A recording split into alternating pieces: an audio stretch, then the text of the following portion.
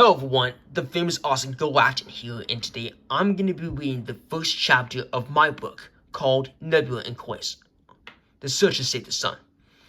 Now, for those of you who don't know what it is, this is a book that I wrote based on the Nebula and Quasar Altered Reality game, which was created by a person named Thomas Snyder before something wrong happened to the company, presumably by a bankruptcy due to issues with publishing, as well as the Bouncer's Demo controversy before the game was released.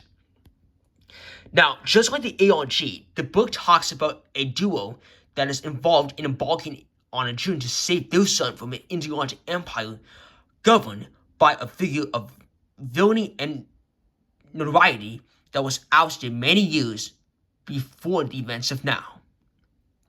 So, with further ado, I'll begin the first chapter. Chapter 1. The beginning of the mission. It all started in the year 3002, in a galaxy far, far away known as the IPF solar system and its version of Earth. In this galaxy, there were 6 planets in the galaxy by totals, in which one was known for its inhabitants of aliens, known as Neotopia, before the events of espionage, political, and corporate modernization and revolutionizing. After many years on the foundation of all planets, including the mega metropolitan city, Comet City was the capital and largest city in the galaxy, with 179.94 Nova quadrant skyscrapers and buildings, and even 359.88 dual-centillion people. In a place far away from the city, there was a duo of 2 aliens who were space cops for the Comet City Police Department, with the names of Nebula, who was 16 years old, and Quasar, the same age as Nebula. Fighting to the point where missions would be given by Officer Stone Cold with their sister Nova after a tragedy happened with the parents. Their training to fight evil aliens and bad guys would be the start of something even bigger and bolder as time would progress for the foreseeable future in the IPF solar system. Hi-ya! Shouted Nebula as she proceeded to take down a figure made out of sand due to the training that she felt that needed to be used in order to prepare for the biggest potentials possible for a crime happening. You have the right to remain served, criminal, defeated yet again by the galaxy's greatest sheriff in the works, said Nebula as she was completely proud of her training against a figure made out of sand. Phew!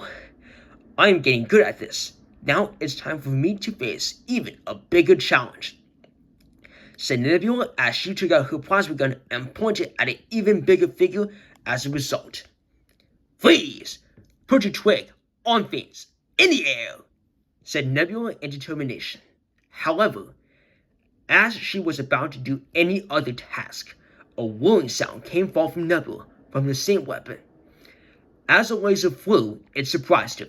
Nebula then proceeded to scream as the laser proceeded to destroy the figure into millions and even billions of sand particles, pieces, and bits.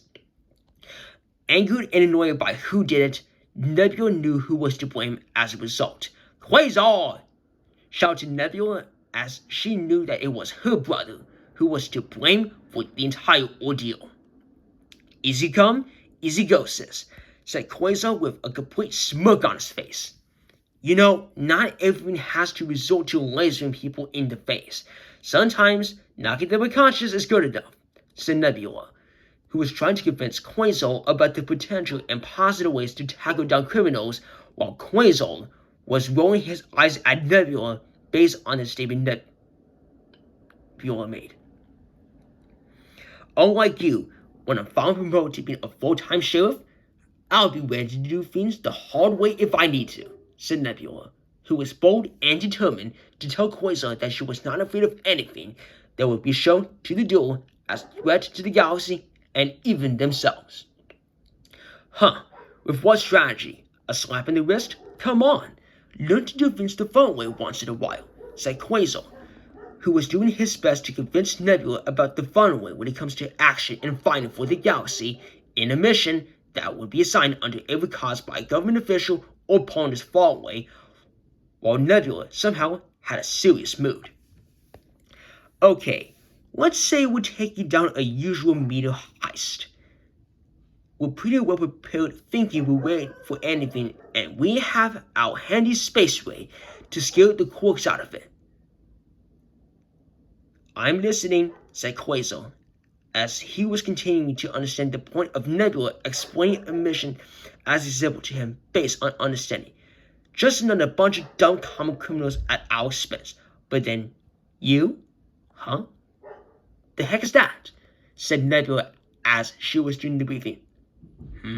Said Quasar as he proceeded to take her on the chair. Then suddenly, Nebula snatched Quasar's guns and aimed it at Quasar in surprise. Bam! Your own weight is used against you. What is your next move, rookie? Said Nebula as she was waiting for a response by Quasar as a result of the move she did. Oh, that's easy. I'll just, ask it back politely, said Quasar as he was figuring out how this mission example would go. As a result, Nebula chuckled slightly due to Quasar's answers based on a complete briefing of the mission that Nebula easily had to go through. You're such a dork, said Nebula as she was handing back the space ray to Quasar for him to equip. Quasar, in a much more serious and stern tone, decided to talk to Nebula based on the actual basics of being a space cop, based on all consecutive matters and actions that needed to be completely addressed as a result. Point is, you overthink things. Why go do the effort for a bunch of low-life crime spitters anyway? Neutralize them, put them behind bars, sign out. One and done, said Quasar, who was trying to point why overthinking can have negative effects on people in similar ways based on jobs.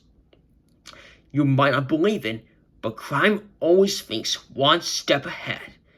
Now get out your butt and train with me some more while the sun's still out, said Nebula, who was talking with him about an effective way to start training up. However, as they were about to make a starting point for the training as a result, they heard sparks and electric sounds coming from the sun, causing the entire plane to go dark. What just happened? So both of the duo, as they were puzzled and even confused at what happened. Let's go to comments to the Vice Government Complex. I think there could be something that has to be addressed, said Quasar, who was not getting a bit of what was going on. Shoving Quasar, we should probably go, said Nebula, who was now getting a feeling that something bad had happened to the sun that provided with most of the energy needed. So that'll be the end of chapter 1. And I have apologies for the inconveniences that this book may have because of the miswording in grammar. But nevertheless, that'll be the first chapter. And by the way, thanks for watching. Don't forget to subscribe to me if you wish to do so. The Famous Galactic out.